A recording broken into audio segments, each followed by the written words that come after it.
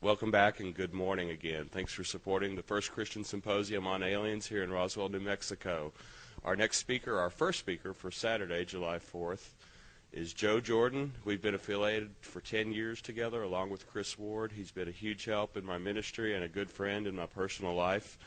And he's got a talk that is really paradigm shifting. It really changes people's perspective to understand the spiritual perspective of this UFO or abduction phenomena.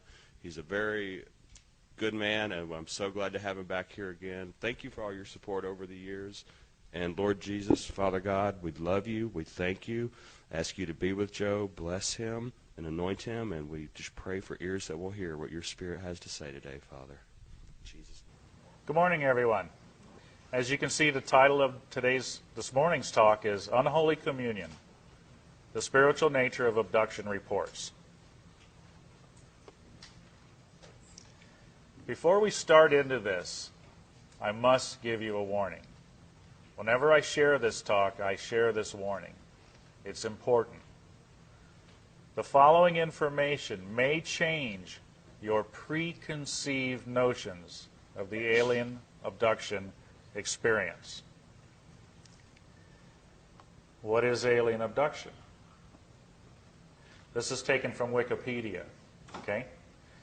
The terms alien abduction or the abduction phenomenon describe subjectively real memories of being taken secretly and or against one's will by apparently non-human entities and subjected to complex physical and psychological procedures. What I'm going to share with you today is some of the most powerful evidence in the UFO community about what this experience is about and the entities behind them.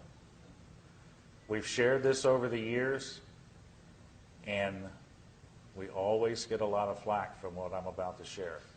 So hang on to your seats. The way that I start with this is I have to take you back to where I started, because this has been a long process of 15 years to get to this point, and I want to share with you how we got here, because it's a sequence of events that you'll see how important all this is once it's all put together. A lot of people ask, how did you even become a UFO investigator? I mean, there's a lot of UFO investigator researchers out there, and it's probably a question some of you have asked. How do these people even get involved in this stuff? For me, it started in 1992. I worked for a major boat company in Florida. I'm from the Kennedy Space Center area, and I had some vacation time during the year in 1992. And I went to visit my brother, who was in the Air Force, stationed up at Elmendorf Air Force Base in Alaska. And I had a week's time off that I could go up there and visit with him. I took my son with me, and my mom went with me. And we went up to visit and have a good time, see the sights. But it's a 10-hour flight out of Orlando, Florida, to go to Alaska. That's a long time on a plane. I needed something to read to keep me occupied. While we were in the airport, I went to the little bookstores they have in the airport, magazines, books, snacks, things like that. I browsed through the magazines. I didn't see anything really that caught my attention. I'm not much into sports and politics and all that. So I went over to the books area, and I'm browsing through the paperbacks that they have. And I came across one particular book, and it caught my eye. And I picked it up and looked at the cover of it. And it looked like a science fiction book. I was an avid science fiction reader when I was a teenager in high school. I actually grew up as an Army brat, and I spent a lot of time overseas growing up in my younger years. We didn't have TV or radio and stuff like that to keep us occupied like you guys got today. So books were a great escapism. And mine was science fiction. I love science fiction. Robert Heinlein, Frederick K. Paul, H.G. Wells, you know, it was great. And as I was looking at this book that I had picked up, it looked like a science fiction book. But when I turned it over and looked at the backside to read the synopsis on what it was about, I was puzzled because here it looked like any other science fiction book I'd pick up, but it was saying that this was a story about an investigation that was done, and it was based with science fact and full of scientific research, and this was their documentation of their investigation. That book was UFO Crash at Roswell. I'd never heard about UFOs before. I might have seen movies of it, but it never connected. It wasn't something that I was concerned with at all in my life. I was hardworking at the boat company for many years already, raising a son.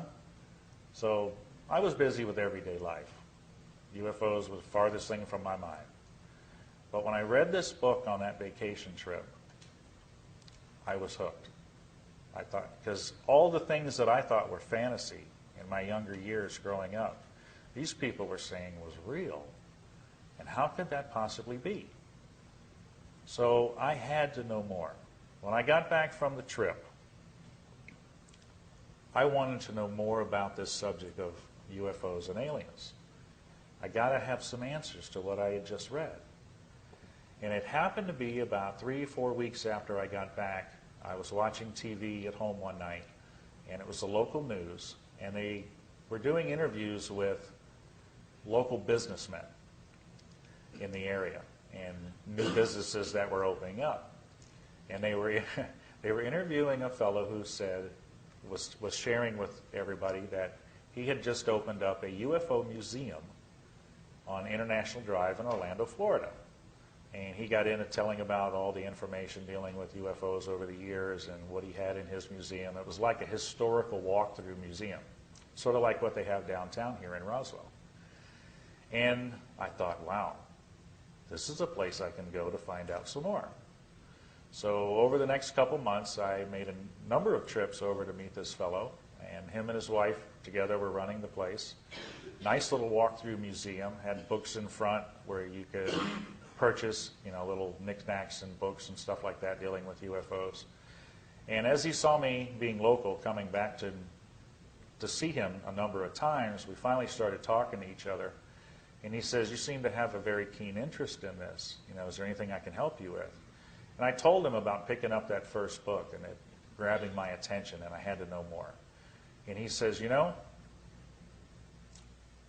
would you like to be more involved in finding out what this is about? I said, well, what do you mean? He says, well, I belong to an organization that researches UFOs, and it's the Mutual UFO Network. Over the next few months, he helped me become a member of MUFON. He helped me work up my investigator status as a field investigator for MUFON, and we became very good friends. I learned what was involved with doing investigations. And being local, I was on the Space Coast, and he's in Central Florida. He said, over on the Space Coast, there's no chapter for MUFON. He said, I know there's some members over there, but there's no chapter for it. There's nobody running the organization for the county. He said, would you be interested in maybe taking charge of that and putting together a group of investigators to cover that area? And I thought, wow, this sounds interesting. Here I'm going from knowing nothing about UFOs to getting one little book to now working up to I'm going to be in charge of doing investigations in my area. And we took time, we talked to the state director of Florida who lives up in Gulf Breeze and the assistant state director, and they told me what was involved with being a state section director for my county. And I had an interview with them. The fellow from the museum backed up for me because he was the state section director for Orange County there in Central Florida. And they put me through all the paces on what was involved, and I became state section director for the Kennedy Space Center area, Brevard County, Florida, in 1992. What better place to be a UFO investigator? One of the most top secret clearance areas in the country. They got an airspace that's totally controlled, so they say. But amazingly, over the years, we investigated UFOs over their airspace.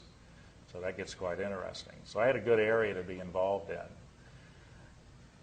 We put together monthly meetings, which was required by this, as a state section director, for the public to attend in our county. We used the public library.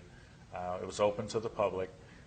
We wanted to be able to share with the public what MUFON was doing and some of the cases we were working on, and just get them up to date on UFO information.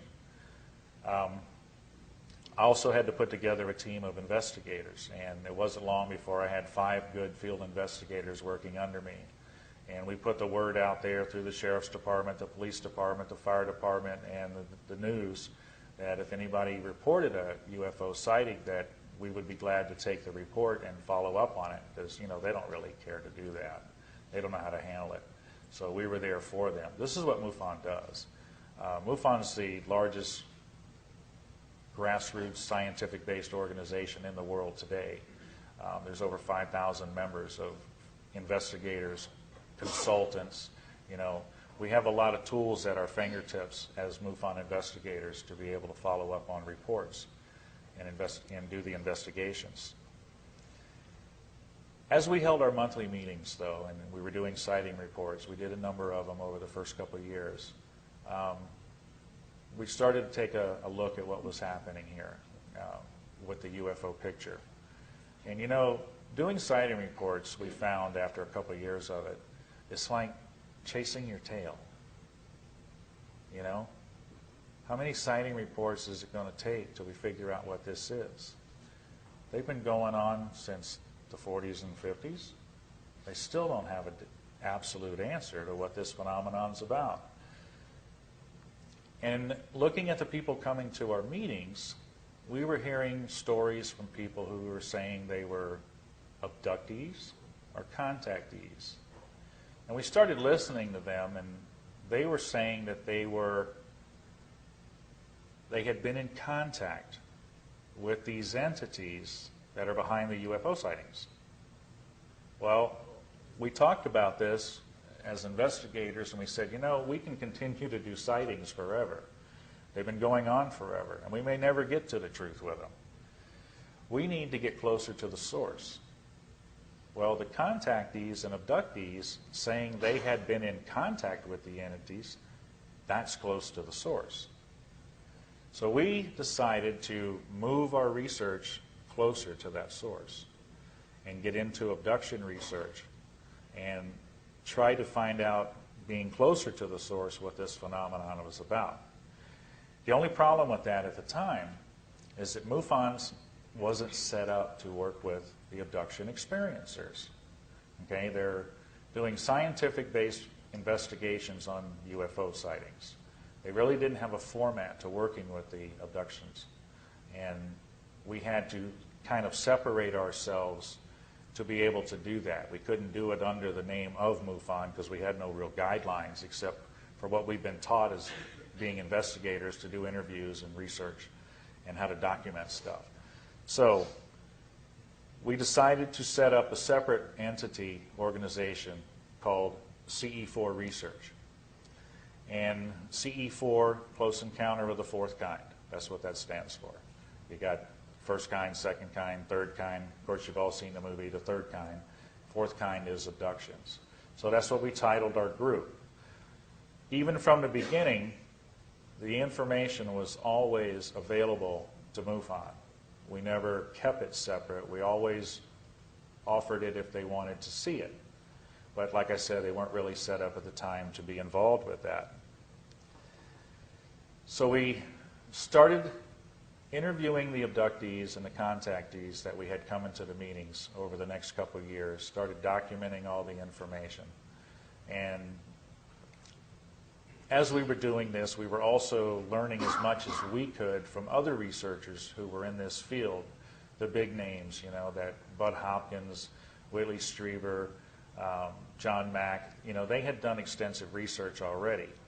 And because the abductees and contactees that we were encountering seemed to have a lot of personal issues, we didn't want to do any more damage to these people by working with them and interviewing them. So we needed to learn as much about them as we could. So we consumed all of the research we could get our hands on